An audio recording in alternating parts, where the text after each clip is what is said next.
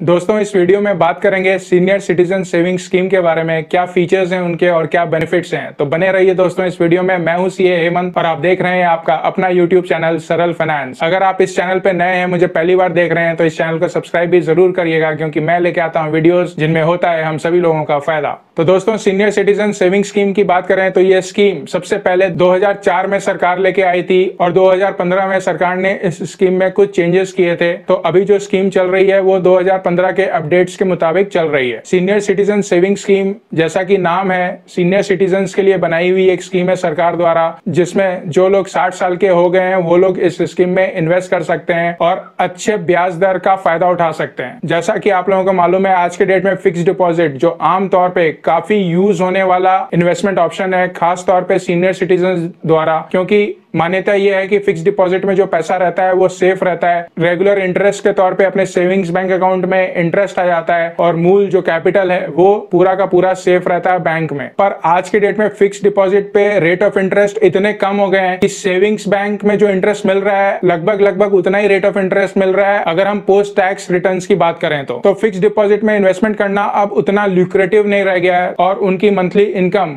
उनके retirement fund पे depend करती है। तो वहां पे अगर उनको कम रेट ऑफ रिटर्न मिलेगा तो मंथली जो उनके पास में पैसे आएंगे वो कम आएंगे। तो उनके पास में सीनियर सिटीजन सेविंग स्कीम के तहत काफी बढ़िया ऑप्शन है आज के डेट में इन्वेस्ट करने का। उनके पैसे भी सेफ रहेंगे और in comparison to fix deposit उन्हें कम से कम 2% का तो फायदा होता ही होता है अगर हम fix deposit rate of interest की बात करें और सीनियर सिटीजन सेविंग स्कीम में जो रेट ऑफ इंटरेस्ट चल रहा है उसकी बात करें तो 60 साल से ज्यादा उम्र वाले लोग इस स्कीम में इन्वेस्ट कर सकते हैं। मिनिमम आप इस स्कीम में 1000 रुपए इन्वेस्ट कर सकते हैं और मैक्सिमम इन्वेस्टमेंट लिमिट इस स्कीम की 15 लाख रुपए। अमाउंट इन्वेस्ट करने के बाद में क्वार्टरली आपके बैंक अकाउंट में इंटरेस्ट ट्रांसफर होता रहेगा और लाख रुपए तक आप कैश डिपॉजिट करके अकाउंट खुलवा सकते हो। लेकिन लाख रुपए से ज्यादा से अगर आप अकाउंट खुला रहे हो तो आपको चेक से या ऑनलाइन ट्रांसफर करके ही आप सीनियर सिटीजन सेविंग स्कीम में अकाउंट खुलवा सकते हो। सीनियर सिटीजन सेविंग स्कीम आप ज्वाइंट नेम में भी खुलवा सकते हो, लेकिन ज्वाइंट होल्डर के साथ में ऐसा नहीं है कि आप 15 लाख मिला के 30 लाख रुपए जमा करा सकते हो। ज्वाइंट नेम के अंडर में भी मैक्सिमम लिमिट जो रहेगी वो 15 लाख की ही रहेगी। तो अगर आपको ज्यादा पैसे इन्वेस्ट करने हैं तो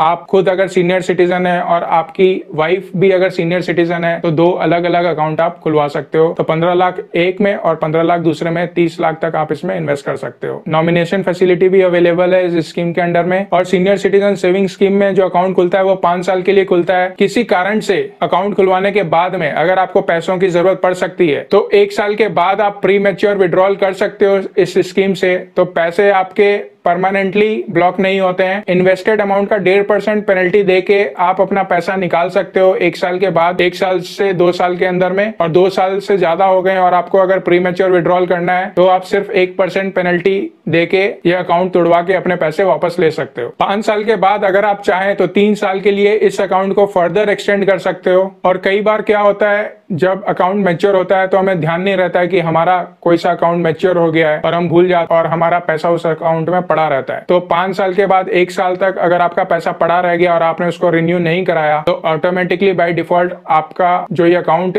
है वो मैच्योर हो जाएगा। बैंक या पोस्ट ऑफिस उसको मैच्योर कर देगा और जो भी आपका लिंक्ड सेविंग्स बैंक अकाउंट होगा उस अकाउंट में सारे पैसे ट्रांसफर कर देगा। सीनियर सिटीजन सेविंग स्कीम में आप जो भी पैसे लगाते हो आप इनकम टैक्स के सेक्शन 80C में उसका डिडक्शन क्लेम कर सकते हो। इस स्कीम के अंडर में जो आपको इंटरेस्ट मिलता है अगर वो एक सर्टेन अमाउंट क्रॉस करता है तो बैंक उसके ऊपर में TDS भी काटता है। तो अगर आपका और कहीं से कोई इनकम नहीं है जो कि आपके इनकम को टैक्सेबल बनाता हो तो आप 15G 15H फॉर्म का सहारा लेके बैंक में सबमिट कर सकते हैं ताकि बैंक आपका TDS भी ना काटे इस इनकम के ऊपर में। प्रेजेंटली जो रेट ऑफ इंटरेस्ट चल रहा है सीनियर सिटीजन सेविंग स्कीम में वो 7.45% का चल रहा है। किसी भी और स्कीम से, FD से आप अगर कंपेयर करोगे तो 7.45% का rate of return, interest rate, काफी अच्छा रेट ऑफ रिटर्न मिल रहा है आज के डेट में इस स्कीम में। तो अगर रिसेंटली आप रिटायर किए हैं या रिटायर करने वाले हैं तो जरूर सीनियर सिटीजन सेविंग स्कीम के बारे में सोचिएगा। और क्योंकि ये गवर्नमेंट बैक स्कीम है, ऐसा आपका सेफ रहेगा। लॉक इन पीरियड भी बहुत ज्यादा नहीं है। उसके बाद भी अगर आपको रिक्वायरमेंट हो जाती है पैसों की तो आप 1 से 1.5% की पेनल्टी देके अपना अमाउंट भजवा सकते हैं, तोड़वा सकते हैं। तो इन सारी चीजों को देखते हुए काफी अच्छी स्कीम है सरकार की तरफ से जो आप बैंक में या पोस्ट ऑफिस में कहीं पे भी खुलवा सकते हो और एक रेगुलर इनकम का स्रोत अपने लिए बना सकते हो रिटायरमेंट के बाद में। तो दोस्तों अगर आपको ये वीडियो पसंद आया हो तो लाइक लाइक करिएगा। इस चैनल पे नए हैं, मुझे पहली बार देख रहे हैं तो चैनल को सब्सक्राइब भी जरूर करिएगा, क्योंकि मैं लेके आता हूँ वीडियोस फाइनेंस के ऊपर में जिनमें होता है फायदा हम सभी लोगों को।